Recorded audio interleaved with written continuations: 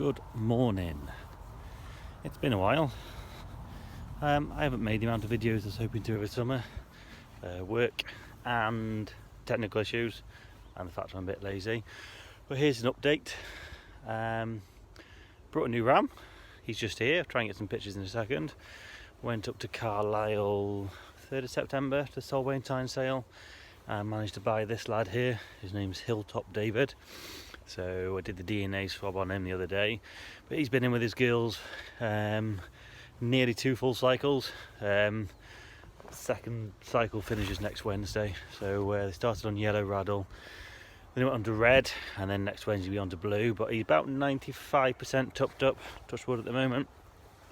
So just back here at the moment at Dad's place, because I ran out of, well, I was getting a bit tight for grass up the road, so I'll try and have a quick scan across them now. What else has happened?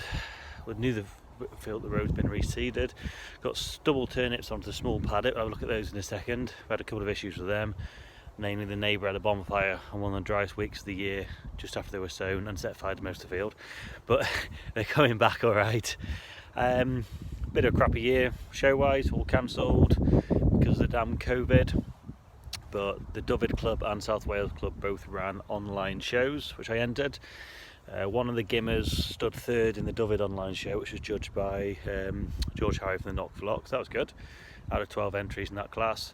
And then I entered the group of yearling ewes into the South Wales competition, which was judged by Loggy Durno, and I stood 3rd in that out of 8 groups, so I was pleased with that. Sales went okay. Lamb price has been good, so ram price has been good on the back of it. Sales from home and sales have been good. Didn't get to as many sales this year because of work. We were laid off from full-time job in August because of the current situation, but managed to pick up work almost straight away at a local dairy farm, which was brilliant. There for about 5-6 weeks on a self-employed basis. Absolutely brilliant, really modern setup, just over at Beechwood Farms with Andrew. But managed to find full-time work. I've been there for about 2.5 weeks now, 3 weeks. So that's going all right. So that just keeps us back in the routine of dropping off the little one and picking up the little one, everything like that, and allows me to get on my farm at the weekends, hopefully. So I'll try and have a scan across these ewes now. There's a lot of raddle about, so they don't look the best, but hopefully they look something like. I did say there's lots of raddle about. That's the White Hart ewe. And here's the girls now. Excuse the dirty bum, she's the only one doing it. One and only amateur.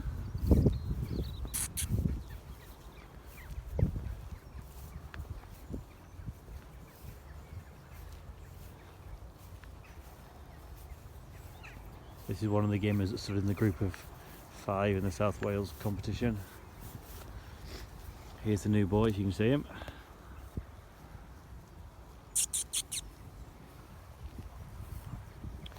He's looking well, I think. Look at him.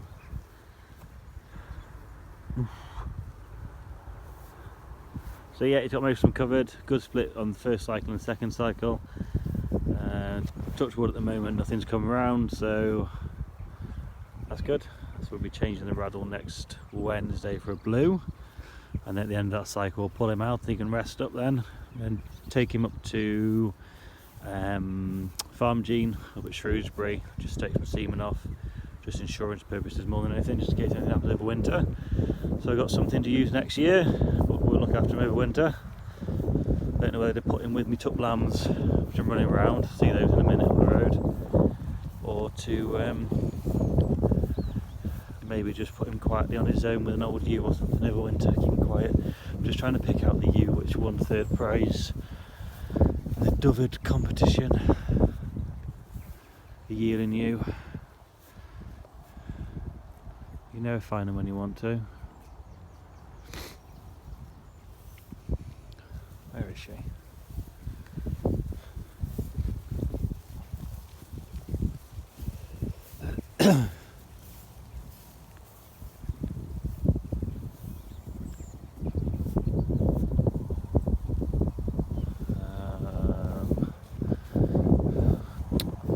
One broken tag, that's how I know which one she is from a distance.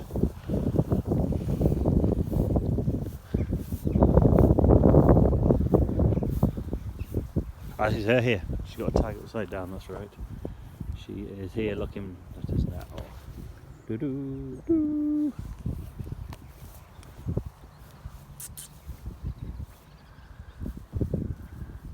So she's a yearling that once stood third in the dubbed competition, and behind her is my ram lamb. As you see, this is where I brought him. He's got that bit of lift shape, lovely dark eye. You wouldn't believe the loin on him, tremendous. There you go. And here's the Osvale ewe.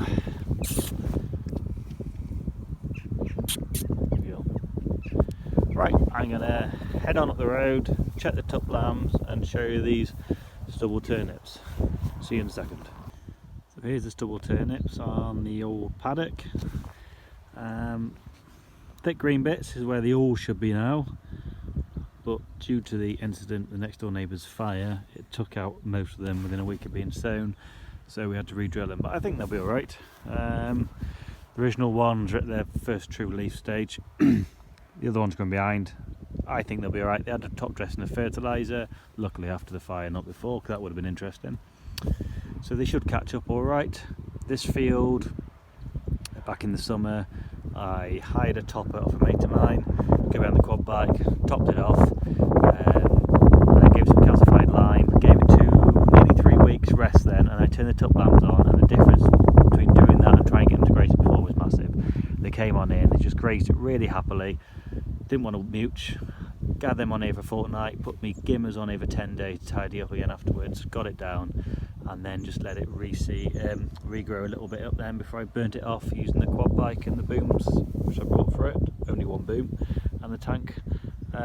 Yeah, and I just left this strip, there's a strip running up the field, and that's basically so I can feed some hay. Once I'm grazing the stubble turnips, I'm going to offer the tup some hay, bit of forage, and just so they're not chewing up the headland too much. So we'll now go and look at the tups, which are just over here. Right, here we are with the tups which have been run round. There's 11 ram lambs in this field. I'm trying to stand still. I'm filming this on my iPhone because I had trouble with my GoPro, which I think I've sorted now. So forgive me if sound quality is not good. But yeah, there's 11 ram lambs in here, mostly March born, bar 2 which will end of February. So these will run around now at grass. At the moment they're just grazing off the residuals left by the ewes before we moved them. The plantain and the chicory is starting to slow right down now. Clover's still going, the grass is still going. This all had an application of fertiliser about the 10th of September just to give it a little of a kick, and luckily soil temperature stayed up, so it has helped. We've got the rest of the field keeping over the winter, split into paddocks as usual. So we'll keep them at grass and offer them from I think next week. I've got some Rumenka ram care buckets coming, just see how they do. At the moment it looks like it's going to, if they look like they're going to struggle, if we get a cold snap or anything like that, then I will offer some hard feed, probably in the form of some barley and oats mixed. I'm trying to avoid the coarse mixture at the moment, just because I want them to grow on like some frame and some lean growth. I don't want them just piling fat on, which Texel doesn't do anyway, but I'm just trying to get the best shooting ram I can really. So this lamb on the right hand side is one which I called number 8. He's a March born lamb, single lamb, but I like the way he's growing. There's another quite scowly lamb just lifting his head up, a bit bluer in the head. Where is there? He's just turning away now. He should make a fair yearling. Just there. I'm up to the fence now. He should make a yearling as well. And that lad who's just dived into the right hand side, he's wild as stink. Well, I don't know why, but he's wild as stink, which I don't mind. There's probably 3 to pull out of here which won't make it, just size wise and growth wise, you know, while the one there looking at us now, I think, just while the lamb price is good, I may as well have them into market rather than running around and just put poor rams in front of someone next year. So a pen of 8 next year in Bilth or its alternative we'll be very happy with. I just thought I'd just touch on sheep sales. The idea is, when I first started doing this bit of YouTubing, was to try and follow through on the pedigree stock side, so taking it from birth to selling, etc. So this year I was hoping to do some filming at the sales, either as going to and selling or sales are going to and buying. But with the current situation with Corona and everything, the markets took the decision. They didn't want people really doing private filming and photographing within the markets, which I completely understand. the 3 big sales that I went to, up at Welshpool, up at Carlisle, and then up at Llandovery, which was a replacement build sale. Social distancing was run brilliantly by the market, the auctioneers and the staff. Face masks, people were told to wear them. You wear them in the ring, wear them around the pens, but also they were allowing a good flow of vendors to get in and sell the stock, purchasers to walk around and look at the stock. So I thought they handled it really well, but obviously I understand the decision not to have personal photography and filming, just because it only takes one person doing a bit of filming, someone's not got the mask on, they might have only taken it on for a second to adjust it, and it goes onto social media, and then people are jumping on the bandwagon. So that's why I didn't film around any sales, didn't film around any shows, obviously, because there weren't any, which is really sad. So hoping next year to see a return of shows. All depends on the situation. I was down to judge the Staffordshire County show this year, which I was really looking forward to, because I've not been there since I was a kid, and we used to go to the winter fair, like the English winter fair, Bingley Hall and that showground.